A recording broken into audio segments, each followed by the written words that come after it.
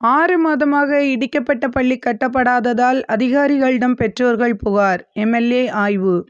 திருவள்ளூர் மாவட்டம் பொன்னேரி அம்பேத்கர் சிலை அருகில் ஆதிதிராவிட நலத்துறை அரசு நடுநிலைப்பள்ளி செயல்பட்டு வந்த நிலையில் 100க்கும் மேற்பட்ட மாணவர்கள் படித்து வந்தனர்.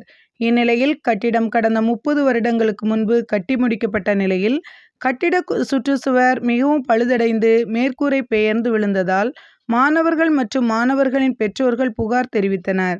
இதனால் மாணவர்களின் நலன் கருதி பள்ளி அருகில் உள்ள அரசு ஆண்கள் மேல்நிலைப் பள்ளியில் 2 அறையில் 100க்கும் மேற்பட்ட மாணவர்கள் மாற்றிடம் செய்யப்பட்டு படித்து வருகின்றனர்.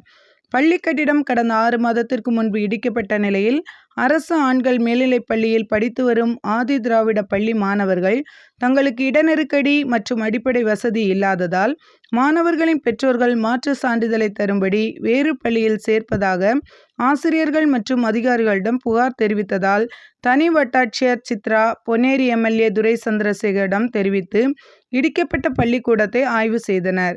பின்னர் அதற்கான நிதியினை ஒதுக்கி அரசு நிதி மூலம் கட்டி கொடுப்பதாக எம்எல்ஏ தெரிவித்தார். அப்போது ஆசிரியர்கள் மற்றும் சமூக ஆர்வலர்கள் பலர் உடனிருந்தனர்.